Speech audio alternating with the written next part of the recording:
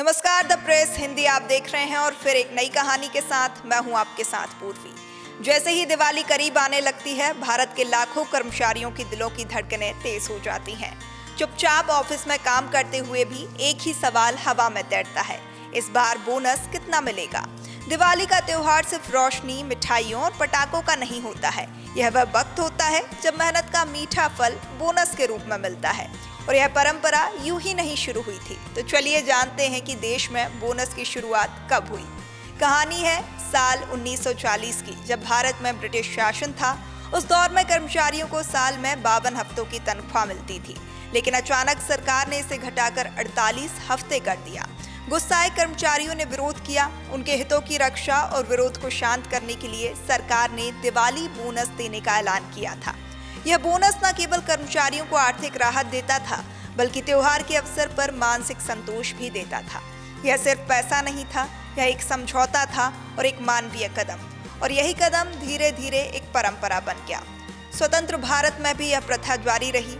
1965 में जब भारत सरकार ने इस परंपरा को कानूनी जामा पहनाया, पेमेंट ऑफ बोनस एक्ट के तहत कंपनियों को अपने लाभ में से कर्मचारियों को न्यूनतम 8.33% बोनस देना अनिवार्य कर दिया गया। यह बोनस कर्मचारियों की सैलरी और कंपनी के प्रॉफिट से निर्धारित होता है। सेंट्रल गवर्नमेंट के कर्मचारियों को एड हॉक या नॉन प्रोडक्टिविटी लिंक्ड बोनस मिलता है, जो लगभग 30 दिन की सैलरी के बराबर होता है।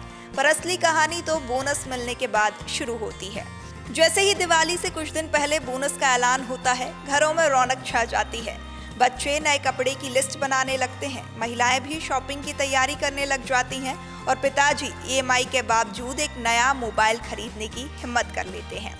यह बोनस सिर्फ रुपए नहीं होते, बल्कि उम्मीद और खुशियों का पैकेज होता है। दिवाली का असली उजाला शायद लक्ष्मी पूजन की थाली में नहीं, बल्कि उस कर्मचारी की आंखों में होता है जिसने साल भर मेहनत की और अब परिवार के चेहरे पर मुस्कान देख पा रहा है। तो अगली बार जब दिवाली बोनस आए तो सिर्फ उसे खर्च मत कीजिए, उसके पीछे की कहानी को भी याद रखिए।